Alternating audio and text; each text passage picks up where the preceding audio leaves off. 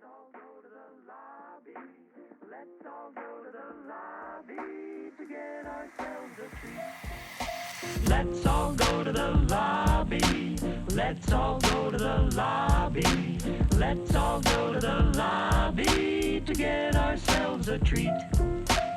Welcome, ladies and gentlemen, to the Double Feature Podcast, where every week me and David try and find the perfect double feature, the perfect pairing of films.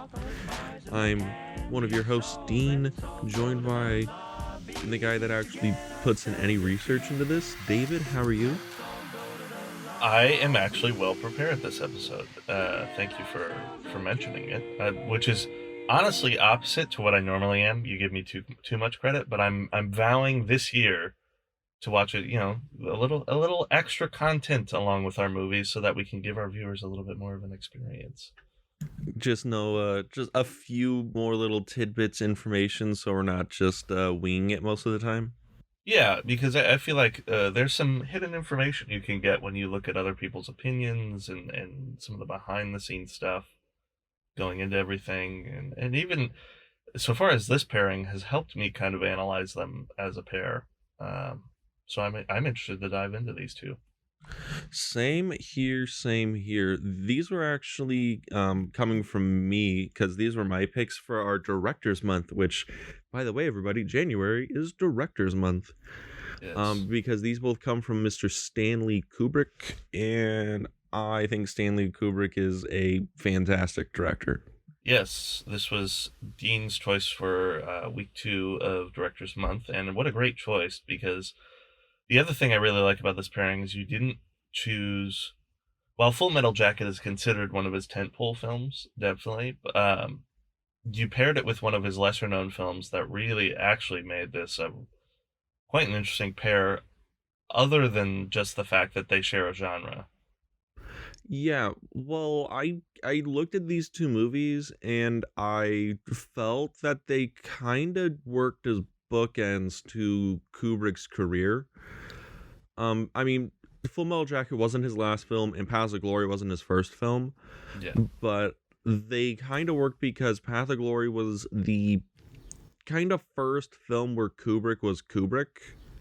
Where you can tell it's like, okay, the camera works this way, the story is like this, actors work like this, millions and millions of takes later, that's a Kubrick movie. And Full Metal Jacket was his second to last movie.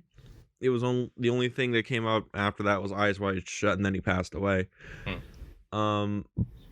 But Eyes Wide Shut doesn't really pair well with anything, so we gave it the Full Metal Jacket. Yeah, before we really get into the log lines and everything, that was actually an interesting thing I noticed about this pair, is that while Kubrick is kind of known for these kind of long, epic stories in certain ways, I mean, Eyes Wide Shut being one of them, as well as things like Barry Lyndon, 2001. Yeah, and others. These two, especially Paths of Glory and some of his other earlier work, very tight, honestly. Very tight storytelling. Oh, yeah. I mean, Paths of Glory clocks in at a cool 90 minutes. Yeah. Which, when people think of Kubrick, they don't think of a tight 90-minute, like anything. Like, that guy makes 3-hour or 4-hour, space opera. Yeah, it's certainly an interesting kind of like two ends of the spectrum, I guess, of Kubrick. Yeah, so which kind of plays into your bookend analogy. Yeah. But, let's give our audience a little bit of information about these. What are these about? What are the log lines? What's the elevator pitch? What do we got?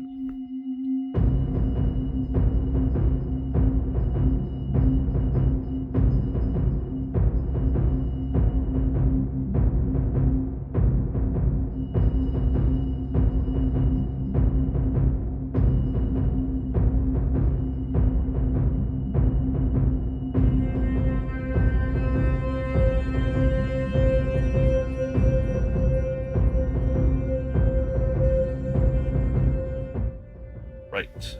For Paths of Glory, a colonel of the French army defends the lives of 3 soldiers who are charged with the penalty of death after failure to advance in battle. For Full Metal Jacket, a private in the U.S. Marines recounts the horrors of his duty served in the Vietnam War. Dun dun dun. Wow. And that's what we got here. Two war movies that have very different themes they're working on. They're telling two very different stories, and they're still coming from the same auteur. Would you call Kubrick an auteur? Yeah, definitely. I'd say he's one of the premier auteurs if you were to make an auteur Mount Rushmore. At least American auteurs. He'd be up there easy. Certainly, but it's interesting you define American, because Paths of Glory felt kind of European to me, especially for the time period of the 1950s. I know there were certain filmmakers who were starting to kind of break the chains of traditional American production, in that of like an Alfred Hitchcock, for example. And there were certain movies before that even that we've even some of them we've had on the podcast, such as Frank Capra's Mr. Smith Goes to Washington, or maybe a Casablanca kind of does this. Yeah. That again aren't so, as we've described in the podcast before, television studio like. They're very produced. You can tell what's a set and what's real. Whereas Paths of Glory very much felt like, even though I know they probably did like the battle locations, I didn't research it, but in some sort of set, just like the I think his use of like these wide angles or lenses with like the very deep backgrounds and some of the palaces and everything. I mean, all of it comes together to make a very immersive movie for the late 1950s. Oh yeah, that and the performance in the sorry, I can't speak today. We record these things too early. The performances in the film are just so captivating. Yeah. Honestly, anytime we see Kirk Douglas on screen, you're just like, God damn, this guy can act, and he's acting way different than everybody else in the movie, because everybody else is like that kind of like old school like stage acting, and Douglas is almost on that Brando like new wave acting that's starting to come in like the 60s. Is really interesting. Yeah, I think he still has this kind of, there's like bits of elements of that kind of traditional acting in the beginning of his story, but it certainly unravels toward the end. Yeah.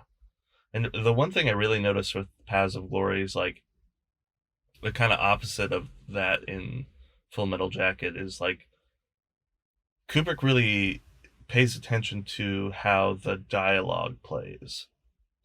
For example, in Paths of Glory, in the very first scene, when I forget the characters, kind of our main antagonist, General Moreau. Yeah, when they're in the I guess the palace room or whatever, parlor room or whatever you want to call it, some fancy European room. Yeah, it's this kind of fast-moving moral argument going on between the two generals, but it's so idealistic. Whereas, like in Full Metal Jacket, it's almost as naturalistic as the dialogue can get. And I like the decision to differentiate between the two. I'm sure naturalistic dialogue was a little less common in the 1950s and films of that time. Dialogue was still kind of in this like idealized form, very acted, as you say, but I think it really worked out for both films. Yeah, no, I think that these movies are spanning, I think the difference in years is 30 or 40 year difference between the two of them. Yeah. And you can see that Kubrick evolved over that time, and that's kind of the theme, I guess, of this month, is we're seeing directors evolve and seeing if their work still pairs well through that evolution. And yeah, I guess that kind of leads me to the question here. Was this a good pairing of Kubrick films, or do you think there's a better pairing out there? Do you think this might have been a dud, or what do we got for this one? What were the good points of this pair? What were the bad points of this pair? No, this was. I really think this pair hit it out of the park.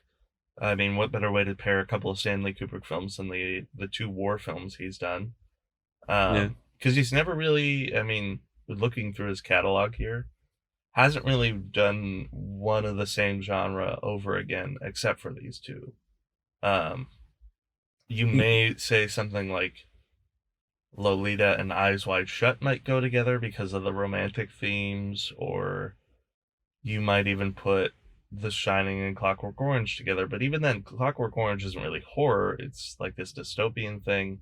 It's tough. But these two are two war films, anti-war films at that. And I really think that thematically, too, these two kind of play off each other, one of them being Stanley Kubrick's obvious disdain for authority, and then the other being his kind Plea of for humanity.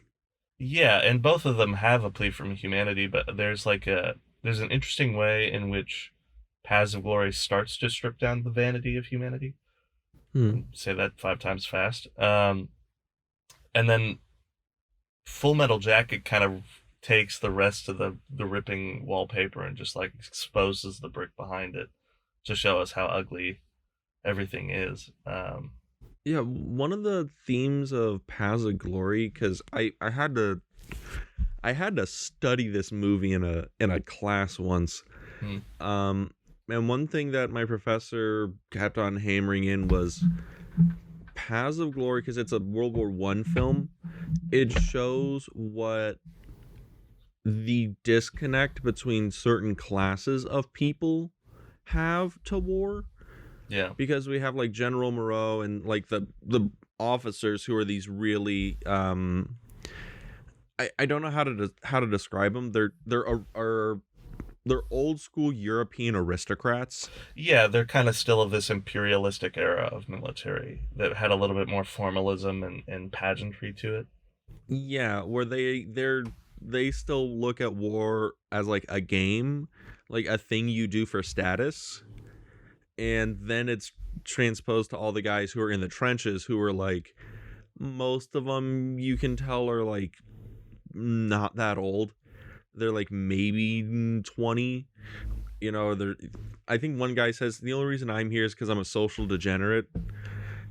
And it's that disconnect between the guys who are leading the war and the guys who are actually fighting the war, which is basically what Vietnam ended up being after a point, where people kept saying, you know, that was a war fought in Washington while people were dying in the jungle. And that was I wonder if that was a thing that was a reason why Kubrick chose to do a World War I film and chose to do a Vietnam film, was to show that there's a disconnect between the people leading the war and fighting the war.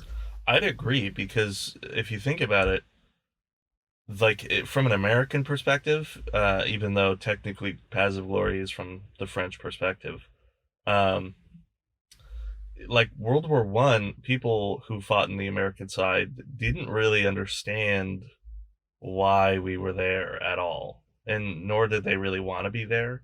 It was really only because I believe President Wilson at the time felt that in solidarity with European countries, we needed to help them out. Whereas a lot of local people in the United States were like, why though? They're all the way over there. I believe there was even a common war song, you know, over there. Some, well, over there. Yeah. Anyway. Song's a banger. Go look it up. Yeah. But yeah, and then Vietnam is very obviously, within the American memory, a war that caused a lot of friction between the people and the people in power. To put it lightly, it caused friction. Yeah, no kidding. Yeah, it's interesting. It's interesting. I wonder if that's the theme that Kubrick goes back to, is the disconnect between your humanity and the air of superiority others put over you. But I don't know, I might be reaching on that one. No, I think that Kubrick is a deeply thematic director. I would certainly say so. Any analysis of that, I think it has some merit to it. And there was an interesting one about Paths of Glory I saw. I saw this Criterion video with David Simon in it, the guy who wrote The Wire. Oh. Yeah, he pointed out that there's an obvious disdain for chain of command in this movie, specifically. So not just even like the status of each, but like how this like almost food chain kind of forms around the game of war. Whereas Kirk Douglas's character is conveniently placed in middle management, as he called it, or kind of in the middle of the chain. And I thought that was especially apparent in that scene in which General George, what's his face? Sorry, ladies and gentlemen, I'm the only one here who speaks French, but these last names there's no accent, so I don't know how to do it. Brulard? Brouillard, yeah. I speak French. Oh, tu veux parler, monsieur? I don't speak that good, but... Yeah, that's what I thought, alright? 2 been a years year. of high school French, boys. 2 years. It's finally see, coming up. I've taken 2 years of high school French, 3 years of college French, and still don't know it that well because I don't practice it ever. But beside the point. Besides the point. General Brouillard, played by Adolphe Menjou, he kind of offers Douglas the promotion. And then as like that's what the general sees Kirk Douglas's like sabotage plan as. He doesn't even like register that it's coming in as like a way to protect his men. He just sees it as like, well, you're playing the game and you're playing it well, so I'll reward you. And basically, the general thinks he's playing Game of Thrones. Yeah, which is like, God, isn't it? Douglas really plays off that moment really well, I think, and plays off like the absolute disgust for these people. I mean, I don't know. I love his character in this movie. I have a feeling that Kirk Douglas had it in his contract that he needed to yell at least once in a movie, because god damn it, that ending scene when he's just yelling at the general is fantastic. Very visceral, yeah. Yeah. And you know, I opposite of him too, I really enjoy that General Moreau as the villain. main, yeah, like the main antagonist of the film.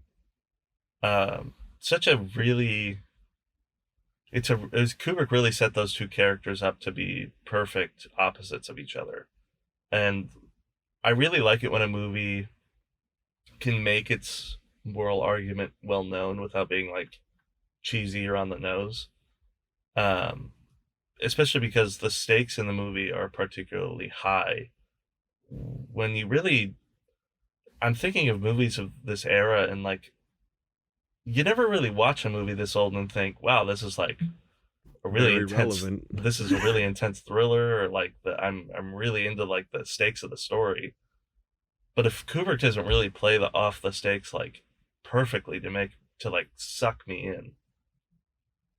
Oh yeah, the way this movie unfolds, and that's the word I'm using. This movie unfolds. It doesn't play out. It unfolds. Great word. You feel so bad for these soldiers and for Kirk Douglas, because it's them, and it's not like them against the French army. It's them against this really archaic honor system around the French army, like around the war. It's not even something they could fight logically, and that's why they lose. They're trying to apply a modern logic to this really outdated system, and it's just not working. Yeah. And it's so sad. And then you get to the end, and it's just okay. When I saw this movie the first time, I think I saw this movie for the first time like many years ago. I thought that those guys, like the three prisoners, were gonna like, cut and run, and there's gonna be like an action beat at the end where they escaped, because I'm an idealistic bastard. Did you think that was happening? I don't know if you've seen this movie before. I assume you have. No, I haven't, but I definitely had feelings of hope for that something was going to happen, but quickly realized in a very Kubrickian way, oh, I'm gonna have to watch this until the bitter end, aren't I? And Which that is a almost, bitter end. which almost like really, it's kind of interesting because you'd think that's the director spoiling the ending by like making you realize this isn't gonna go well, is it? But it almost plays up the emotion doubly. That makes you dread the moment of defeat even more. Like it kind of puts you in the shoes of the soldiers there. If anything, is what he does is he just puts you firmly in the character's position to say you will have to face this execution just as much as they will. Oh god, and when we have to follow them as they walk out, and we see the one guy who is basically unconscious. He's probably would have died anyway if they just let him in the cell a couple hours longer.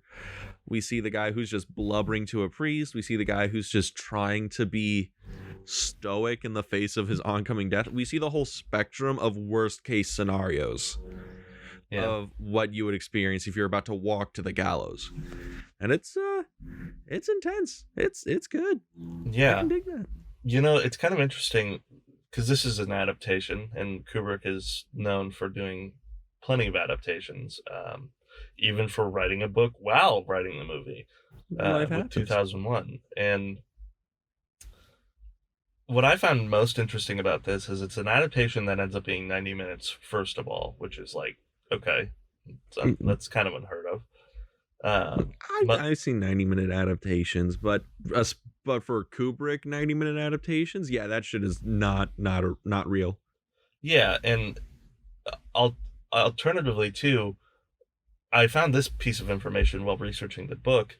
Apparently, the original book had 4 soldiers that Colonel Dax is supposed to save, that are being sent to the gallows. That is, and I thought it was an interesting, again, thematic choice by Kubrick to tighten up the character web as it is, because it almost makes him more in control of the point he's trying to make. Mm-hmm. Whereas like a 4th character, I mean, what would you assign that? Because obviously each character is assigned like this emotional or physical state that represents how we should show mercy to people. You know, should we show physical mercy to the unconscious? Should we show emotional mercy to the distressed? Should we show moral mercy to the heavily religious, or something like this? And the 4th person would be, I guess, have to be like anger and rage or something like that. And he's the one who would have gotten shot trying to escape. Yeah, which is, you could probably, I mean, you kind of make that point in like the guy who's unconscious. He technically did that exact thing, just got knocked out instead. And maybe that's kind of because that then would have stopped like the 3rd guy from actually trying to get drunk and escape, and as if one guy tries to escape and gets shot. So I don't know. I think that plays into the reason that this movie is such a tight 90 is that he knows what changes need to be made in order to make it that. And always look at your characters, I guess, is the lesson I'm looking at, because too many characters can make a story bloated and kind of pointless after a certain point.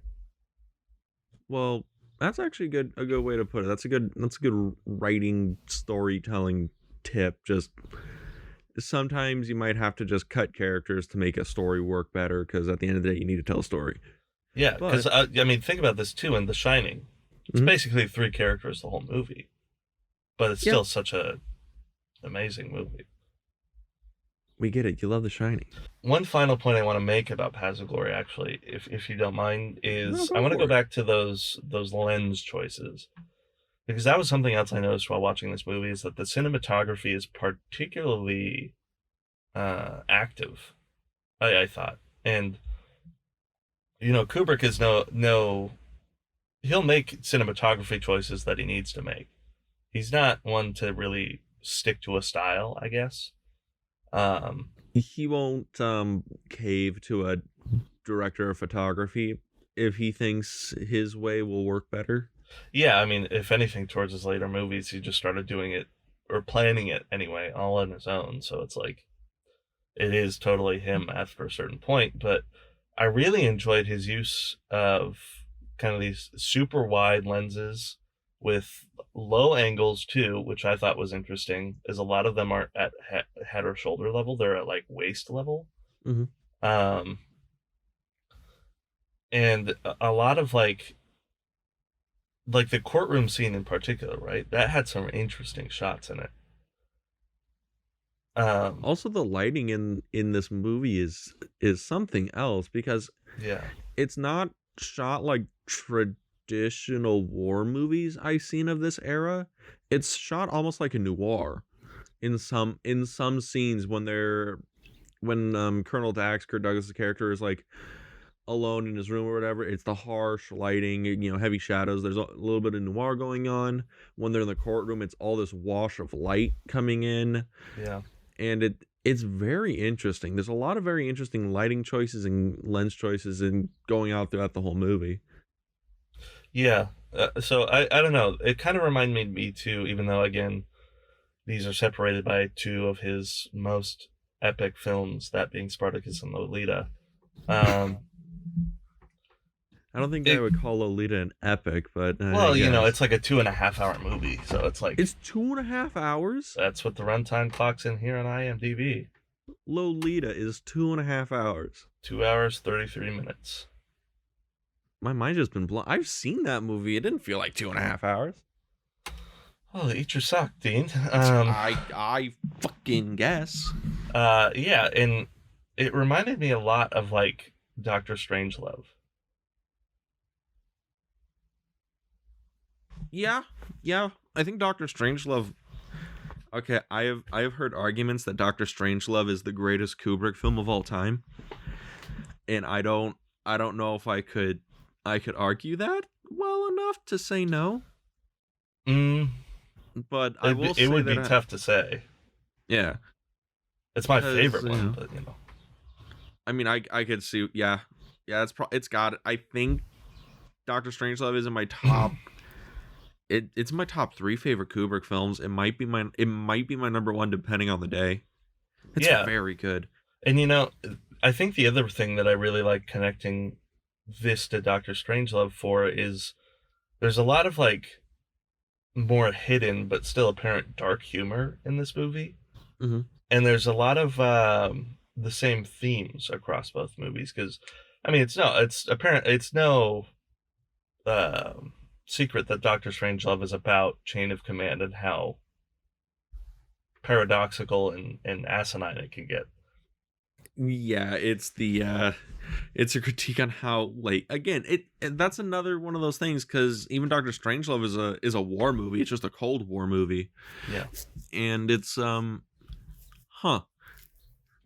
there's a lot going on with the paradox that is humankind. We're basically fucking indistinct monkeys floating on a ball of mud floating through space, but we come up with these high ideas of command and authority that don't really make sense with human nature. Yeah, or, and that really have varying effects on what the individual thinks of the leadership versus what the group thinks of the leadership, because you got characters like in Strangelove, specifically Dr. Strangelove, who's trying to convince everybody at the end to just go into underground bunkers with women to repopulate the earth, and then they're blown up for even suggesting so. And then on the opposite side, you have the generals in this movie who really only play the politics of war rather than actually advocating for their men, and suffer as a result in different ways. Yeah, and you could even go with Sergeant Hartman in Full Metal Jacket. What is it? His whole job is to dehumanize his men and make them, killers, and which goes kind of against basic humanity. And then he turns one of his soldiers into the Frankenstein monster that kills him. I don't know. There's a lot of weird things with authority. The authority that the people will eventually overthrow you. Yeah, I don't know. But okay, so that's a good segue into Full Metal Jacket. Is obviously this movie is kind of like broken into 2 sections. There's Paris Island, and then there's Vietnam proper. Yes. This I watched this the other day, and I felt like this could almost have been a 2-part movie. Yeah. But you know what else is 2 parts, Dean? Our podcast? Yes. And we will get into Full Metal Jacket right after. Right after the. Okay, you say it. This.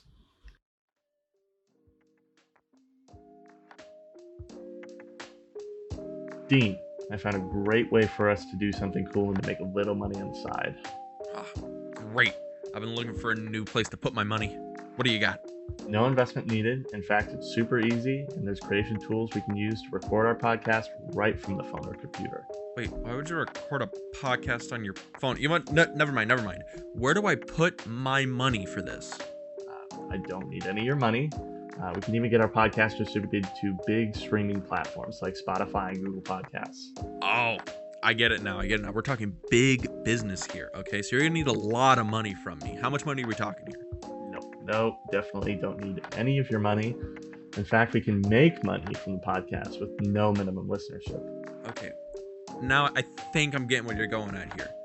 We need to spend money to make money, so we're talking some big gains here. Big gains. No, definitely no. I don't need any of your money.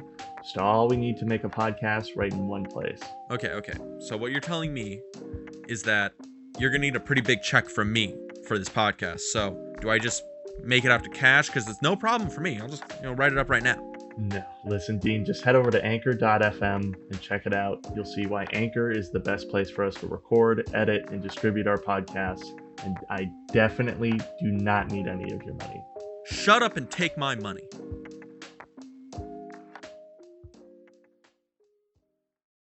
And we're back, ladies and gentlemen, to talk about Full Metal Jacket and this double feature pairing. David, where do we want to get started on this double feature with Full Metal Jacket? Well, why don't we pick up where we left off and put our boots down on Paris Island? Because the first thing that really became apparent to me, this first section of the movie kind of like just starts happening.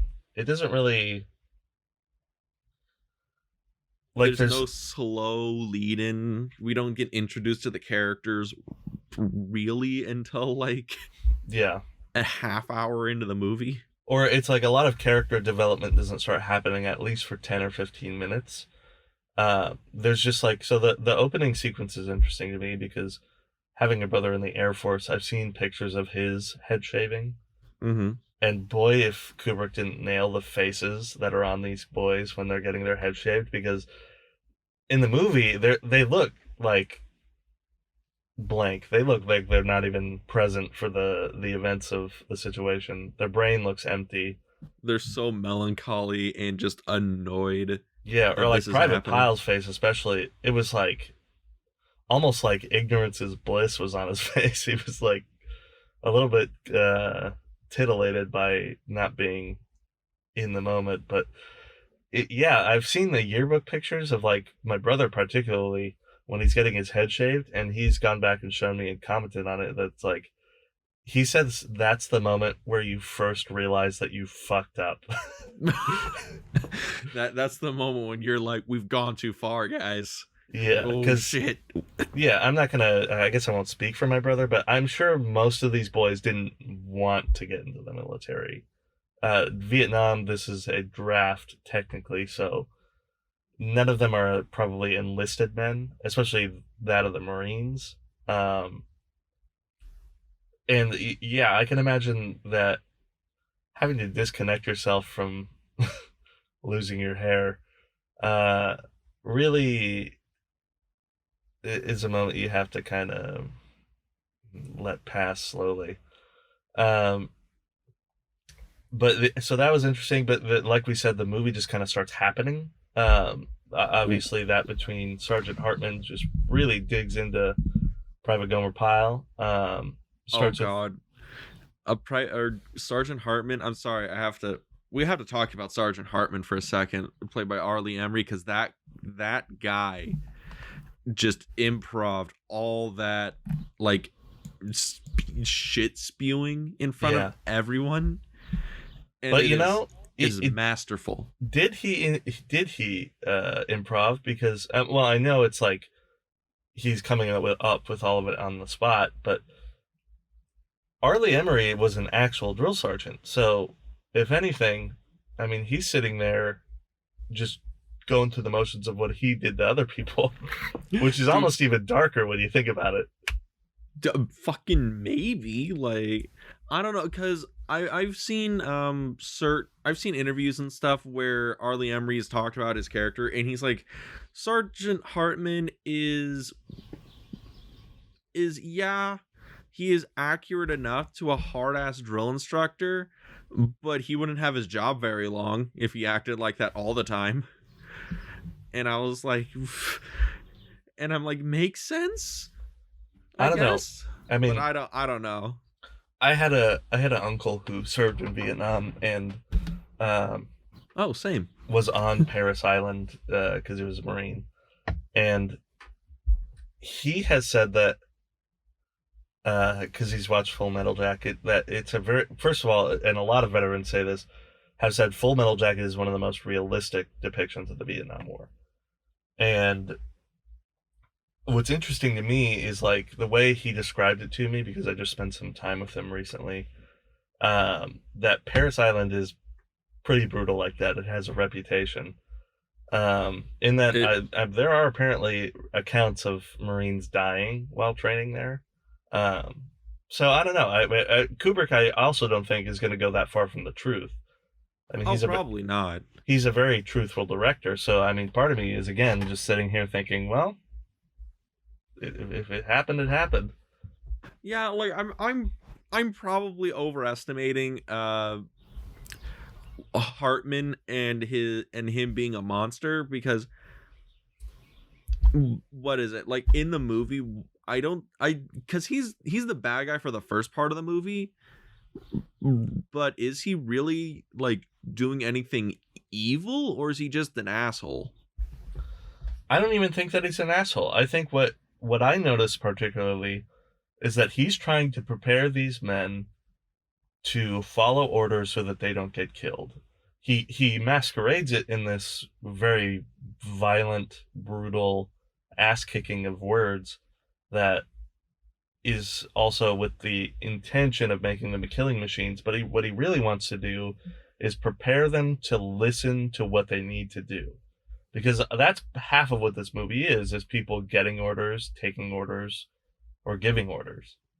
That's really like most of what all the dialogue in the movie is. There's not really any like discussion of war most of the time. Even when there's discussion of war, it's about being in the shit, which is an order. It's about killing, which is an order. And never once really do these people start to think about what they're really doing. It's always, this is the directive, how do I do it? Not how do I feel about it.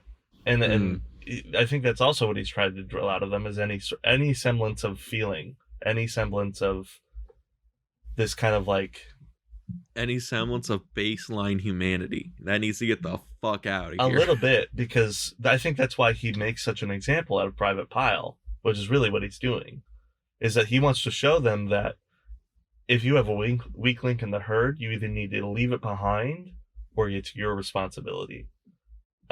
Which obviously is what happens between our main character and Pyle, as he is tasked with trying to improve this Slavish piece of shit. Okay, now I understand Vietnam was a different era. I understand that the draft was basically, as long as you didn't have flat feet, you were in. But obviously, Private Pyle is not all there in the head when he shows up. The guy can't even button his own clothes. Like I don't want to be offensive, but he seems like somebody who is like is like mentally deficient. Like he is not running with a full deck. How does he pass like the psych eval to enter the military? Well, Forrest Gump served. Okay, and technically Bubba Gump served as well. I mean, But God damn, stop using Forrest Gump as a history textbook. No. You're what's wrong with the education system. It's a historical movie. It's a movie about American history. I guess. But yeah, I agree. There's certainly something in the performance that Vincent D'Onofrio just knocks out of the park. Mm. That certainly tries to make every aspect of this character, because it's weird. Halfway through the story, particularly in that scene where he's buttoning his shirt for him, you start to hate Private Pyle along with everybody.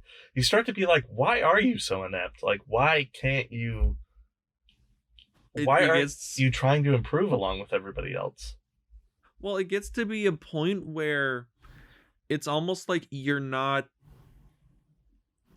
starting to feel like the other Marines, where this guy isn't improving because he's inept. He's like, this is almost like malicious, because there's some things here that everyone else can do that aren't even that particularly hard, that you just can't seem to get right. Like the whole thing with the Foot Locker thing, where it's like, bro, like if you just closed your Foot Locker, everything would have been fine. Yeah. Or, there's an interesting moment too when Pyle's climbing the obstacle with where Hartman's yelling down at him. No, the moment when he's climbing up over the obstacle with his buddy, our main character. Joker? Yeah, Joker. For some reason, I couldn't remember his last name, but that's probably why. No one has last names in the Marines. Everybody is Joker, Texas, 8-Ball, stuff like that. Animal Mother, yeah. Animal Mother. Yeah, so Joker's sitting at the top of the obstacle, and Pyle actually gets up and over it. It should be a moment in which this is the turning point for the character, right? This is where he starts to be like, I can do things. Because Hartman, up to this point, could offer, like, you could do it, just you gotta fucking try harder. But every moment, it's just like, if you can't do it, you're a worthless sack of shit. And it's like this kind of dichotomy between, do you pound people until they understand, oh, in order to not be worthless, I need to be able to do this? Or are some people incapable of that style of teaching, and they need encouragement to be shown that they can be something of worth? And then we show that even then Pyle can't really succeed. Yeah. It's positive reinforcement versus negative reinforcement, where it's, hey, I'll give the donkey a carrot if he goes this far, versus, hey, I'll just whip the donkey's ass to make him go faster. Where it's like, which enforcement works better to get the donkey to go to where you want to go. And that's kind of like Hartman and Joker's two like dichotomies. Hartman is basically just going to beat the shit out of Pyle until he either breaks and washes out, or he does what he needs to do. And Joker's just like being nice and like encouraging him and walking him step by step on how to do everything. He's basically, it's babying him versus just throwing him into the fucking pool to see if he swims. And then obviously I think the closing arc to this story, in this section of the movie, comes in the iconic bathroom scene. In that I feel Kubrick kind of, again, misleads the audience into thinking that this was a question of, is he going to make it, or is he going to continue to fall behind the team? Mm-hmm. And kind of pulls everybody back to the reality of, no, this isn't about preparing people for war. This is about that they didn't have a choice to prepare for war, and Pyle was never going to go anyway, no matter what. He didn't want to go. He had no intention of going. He wanted to hold on to his old life, and if he can't get his old life back, then that's it. It's all happening here. And then that comes in like the symbolic assassination of Gunnery Sergeant Hartman. That's an interesting analysis, and I would like to explore that a little bit more, because I never got that from Pyle. Granted, this was probably me looking at it, and I felt that Hartman had the military had succeeded in dehumanizing Pyle, and what we see at the end isn't Leonard or whatever. He's not the guy what he was before the Marines, now all he is pure distilled exactly what Hartman wanted. Just somebody who wants to kill. That's all he wants. He just wants to be with his gun, just wants to kill. But who does he want to kill is the question. Because Yeah. I think you have to really pay attention to the content of the scenes, right? Mm-hmm. That lead up to this. In Pyle's like turning point is during the shooting range scene. Mm-hmm. Well, up until this point, he's only been able to complete tasks when he has clear motivation to do so, right? He's only able to complete the obstacle, which is really pretty much all he is able to do, once he's given motivation from a friend who doesn't try and give him a tongue lashing every time he does something wrong. But then once Joker turns on him, because there's the soap bashing scene and everybody hates him after the jelly donut, and even Joker is like, I don't think we can fix you, dude. What's left for Pyle? Nothing. Nobody likes him. No hope. He has no chance of success. So what does he start focusing on? The gun. But why does he focus on the gun? Because that's the tool he's going to use to get revenge on the man who ruined his life. Well, I almost looked at it like the gun, because they do the rifleman's prayer and all this other stuff where the gun is the only friend you'll have or whatever. And I feel he turns to the gun as that symbolic thing of, this is the only thing that won't hate me. This is the only thing that won't leave me anymore. Which is one of those things where it turns from this kind of safety blanket to this obsession to where now he needs that gun. That gun is the only thing he has that won't leave him, I guess. Which I don't know. It's interesting. We might be saying the same thing in different ways. Yeah, I think it's like we both acknowledge the obsession with the gun. I still go back to the fact that it's because he's now motivated to get back at Gunnery Sergeant Hartman. It's just that they don't suspect that he's motivated to kill him, because all they're thinking about is preparing for Vietnam. Whereas he's like, I'm not going to Vietnam. Y'all are going to Vietnam. I'm dying here.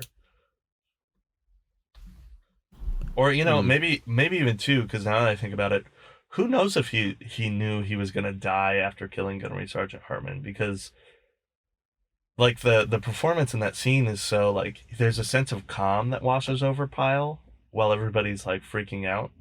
And then it just like it's almost like a split decision that he decides like, yeah, I mean, I guess there's not much else for me. It's either prison or this. So at that point, I don't even think he has that much reason in his head to make that distinction. I was under the assumption that in that moment, the Leonard we knew, the kind dopey borderline child personality is pretty much gone, and he is finally exactly what Hartman wanted, which was a killing machine, because he does the whole rifle twirl and everything. He does the gun exactly the way he's supposed to do perfectly, and it's the first time we really see him do it without any assistance or help. And then when he kills Hartman, and then he's like, then he points at Joker, and I think the reason he doesn't kill Joker is because that's like that bit of humanity kind of slipping in, saying, hey, this was the only guy that was actually nice to you. And then Pyle's like, well, I can only kill one more person, and I hate myself more than any of these guys here. He might just be going through the list of people he hated, and he killed him. He hates Hartman for being a monster to him, and then he hates himself because he basically hurt everyone around him with Hartman as like a tool like that. I don't know. It's a really interesting. This movie has a lot of things you can talk about. Yeah. Just with the first half of this movie. Mind you, everyone, we're only talking about, this is only like the first 45 minutes, first hour of the movie. Or less, even. It seems like less. Which obviously then the movie transitions to Vietnam. Vietnam proper. Yeah, Joker has his hair back. He can joke again. He's a journalist now. Wow, what a job. Yeah. And this kind of is an interesting thing because I didn't really pick up on it until this very blatant acknowledgement of the media. Let's talk about that aspect ratio. What a interesting choice on Kubrick's part because every other movie is normally like a widescreen type of format, but then he chooses like this very televised aspect ratio, almost to match like the fact that this is the way the world viewed the war, which is very apparent in his then actual use of television camera in the movie. Oh, that boxy, like, is it a 4:3 format? Is that what he's using? I think so, and it would match pretty much any news broadcast that was going back home. Because that's a big thing about Vietnam. It was the first televised war. It was the first war that people at home were able to kind of keep up with week to week through Or like day to television, day, the news. yeah. Yeah, almost day to day. Yeah. Because like it is interesting to think about that. Like World War II, you saw obviously your newsreel footage of, but most of it again, and this is kind of like the interesting duality between World War One, World War II, Vietnam. Vietnam and World War One obviously sharing similar public reactions. Then World War II became kind of like this obvious directive. Of course, in that Japan very obviously attacked us, but then we also needed to go get this guy and who was trying to take over all of Europe and then the world. There was a clear threat, and then kind of like it's interesting. I never really thought about this. You don't really know who the leader of the North Viet Cong are, right? Like, there's not really a figurehead that these people could turn to and say, like, that's the guy we're fighting. Kind of like how we were trying to fight Miyamoto or Hitler or Mussolini. Oh, you mean like Ho Chi Minh? Is that the name of the person? I think so.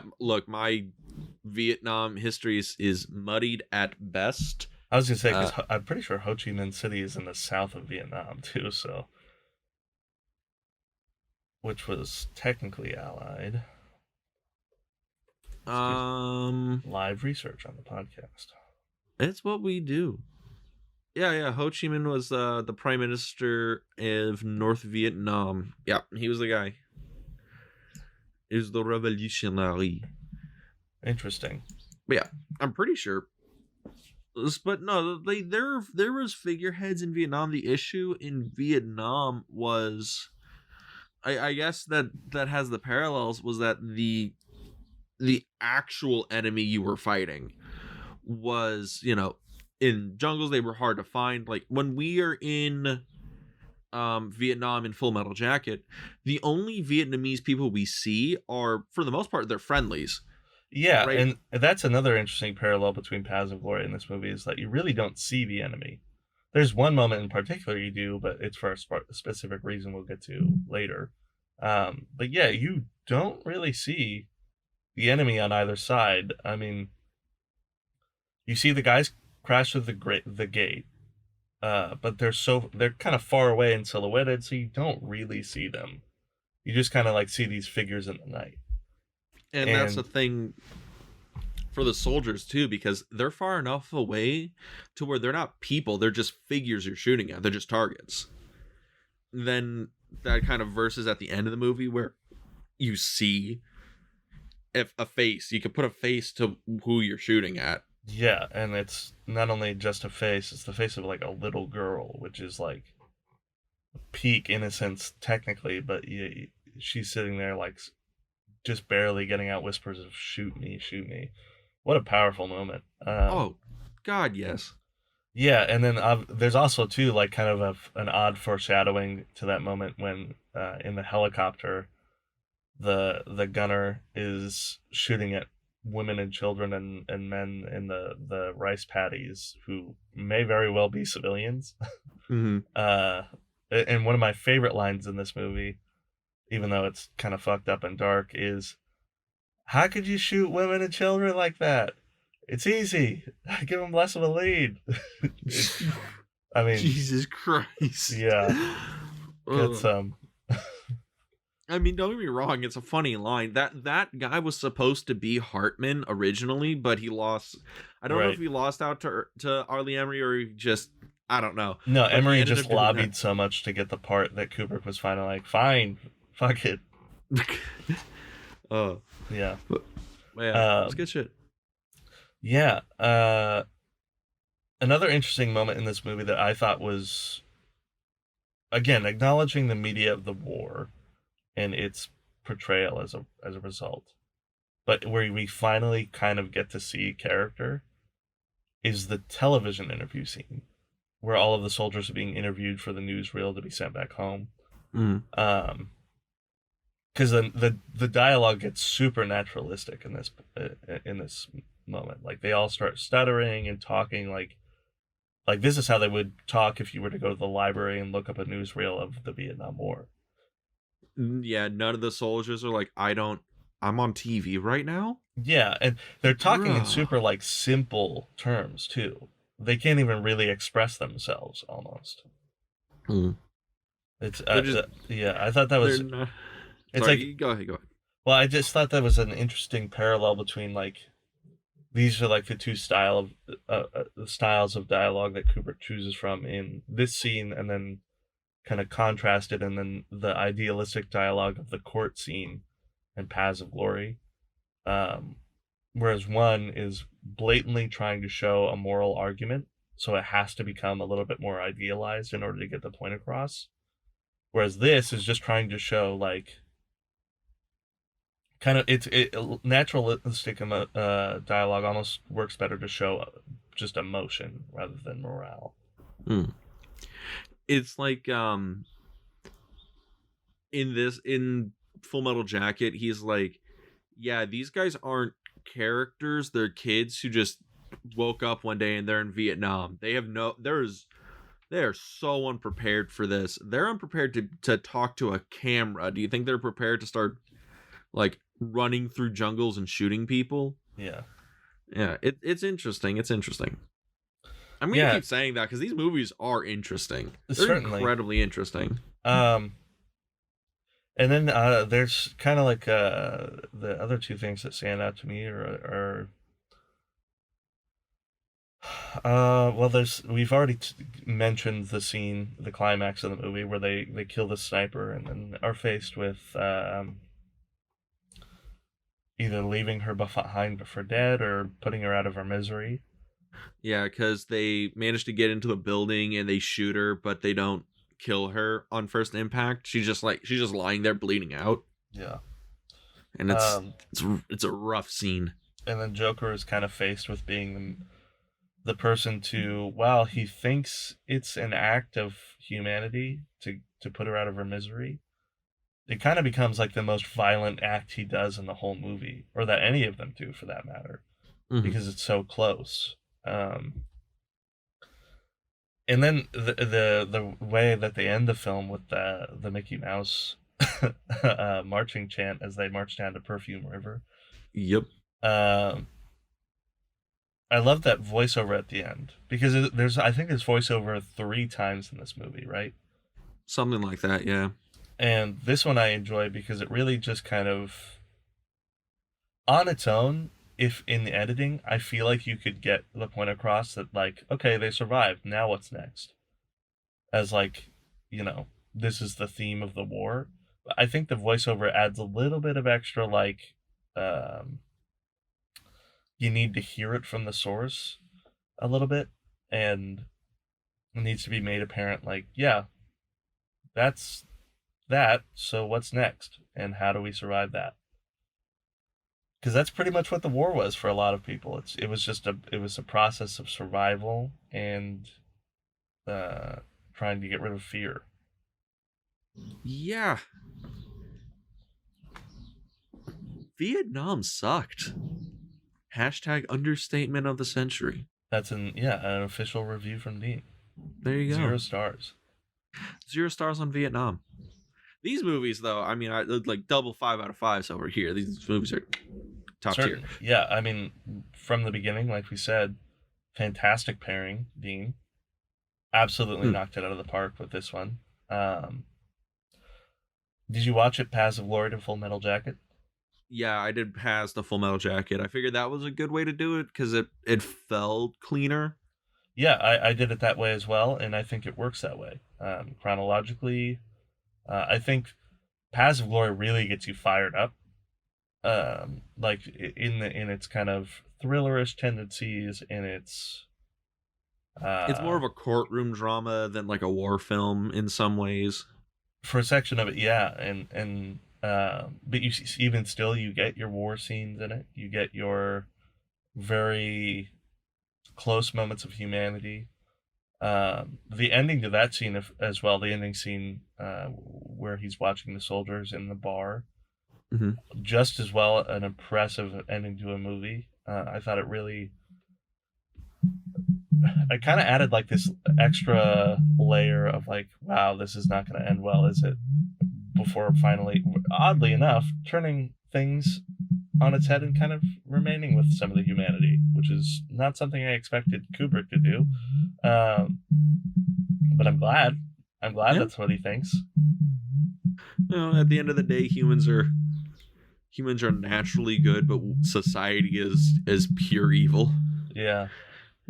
I guess that would be the theme of Kubrick's auteur lifestyle. Humans are natural good, but society is naturally evil. Definitely. And I don't know. I mean, I guess to say otherwise, I'm not really sure which one of these I enjoyed more. I can't say if I enjoyed one over the other. But I recommend this pairing to anybody. Check it out. It's cool, tight 90-minute film followed by just under 2-hour film. Yeah, we're not looking at like a Pearl Harbor Tora situation where it's 6 hours of content. Like you have to spend all day doing this. No, you can crank this out in a night and you're gonna have fun. I feel like this is kind of a perfect length for a double feature. It's like a 3.5-hour affair. Yeah. And this is one of those pairings that you're gonna get a lot more out of it if you're sitting there with a film buddy, and you get to talk about like Kubrick stuff and like the underpinnings of it. Than if you sat down with a couple of the bros, got some beers, ate some chips, and just kind of cruise through some war movies. Though these aren't those kind of war movies. These are you sit down and you talk about them for like 2 hours after. Yeah, it'd be tough to sit down and watch a couple of anti-war movies to get kind of hyped up about war. I don't know. It's kind of interesting because like I know there are war movies out there that are technically pro-war. A lot of, if you want to put it that way, a lot of movies that were before the Vietnam War were technically all about being pro-war. The first anti-war movie probably doesn't come until like at least the 60s. There might have been one post World War II. There's one I'm thinking of that's about soldiers returning home from the war and kind of reintegrating into society. I can't remember the name of it off the top of my head. Yeah, I know that movie. It's the one where the guy has the hook hands or whatever. And he was like an actual Navy officer that they found for the role. But I know what you're talking about. But yeah, no, well, there is a history of anti-war films at this point in modern society. The Best Years of Our Lives, that's what it's called. Yes, that's it. I think in this current year of our Lord in 2021 that all war movies are anti-war movies. I think we've finally reached that stage. Yeah, unless you're watching like a Steven Seagal flick, yeah, you're pretty much gonna. Whoa! Steven Seagal movies are not pro-war movies. They are pro-Steven Seagal is still a credible action hero movies. Yeah, that's a good. He's not, but that's what propaganda does to you. Do you know that Steven Seagal was almost in Full Metal Jacket? Was he? I mean, I don't know, but that sounds like something he would lie about. It's probably, yeah. I mean, if anything, he's going to say something like, I served in the Vietnam War. I served there for 56 years. Hey, well, dude, he's told people, he's like, yeah, I went over to Vietnam and trained with the CIA. I taught them how to kill people with their feet. That's a real thing he told people. He told people in interviews that. What a bunion. But it's whatever. He's fat now. Yeah. Russia loves him, so there you go. Yeah. This goes to show. So yeah. So there you go. I would recommend probably anything else in the Kubrick filmography. All of them are pretty much perfect, great movies to watch. I mean, I won't say there's nothing problematic in them, but I don't know. They all work for me. Yeah, I think I'm gonna go check out some of his earlier work, like The Killings, or Fear and Desire, things like this, because those are all like 90-minute flicks, and I'd be interested to see what he can do with those, especially in a more commercial sense, because that was back when Kubrick didn't have his like studio pull that he did. When Kubrick wasn't Kubrick. Yeah. He was just Stan from Queens. Pretty much. So yeah, that's gonna be my exit on this. Same here. Well, I guess why don't we let them know what we got coming up next in Directors Month? We are going to be visiting two of my favorite films from one of my favorite directors. I don't know if you could call him up and coming, but he's been around for a while, but he's still making bangers. I'm awaiting more from the brilliant mind of Martin McDonagh, and that we're going to be watching his two crime films that have graced American theaters, that being In Bruges, classic, and Three Billboards in Ebbing, Missouri, which is an Oscar winner. Now, I will say this. I have not seen either of these movies, so this is going to be a first of the year. And this is where Dean starts to understand David to a fuller extent. So these are the movies David watches at night. All right. Yeah, I would say these are two of my favorite movies of all time. So I am excited for you to watch them and for the viewers to follow along with us. And where can they follow along with us, Dean? Well, the best place to follow along with us is probably our YouTube channel. That's In the Frame at youtube.com. I don't think I have to put the .com. People just know what YouTube is now. Yes. We could also check us out on our Instagram, _podcast on Instagram. Other than that, you can also listen to more of our podcasting stuff on anywhere where podcasts are found. Google Podcast, Apple Podcasts, Anchor FM. Anywhere really, we're on all of them. And I'm trying to think, is there anything else we're missing? Oh, Dave, why don't you tell them about the other podcasts we do on these channels and formats? Yes, we're going to be having an episode of that coming out pretty quickly here, or it might have already been out. So go check out our Too Obscure for TV podcast. We kind of do that as like a side show to all this. It's things that we find in VHS piles, DVD piles on YouTube that are just not mainstream enough for your eyes, and we talk about them over there. Thankfully, we've gotten to a point where we're actually getting to movies that you can watch too, because we started out in the opposite sense. But we have an episode coming out soon about the movie Kayfabe, which was Dean's suggestion, and it's going to be a great one, so look out for that. But yeah, I think that's about it, everybody. David, see you next week. See you next week, Dean. All right. Peace. See ya.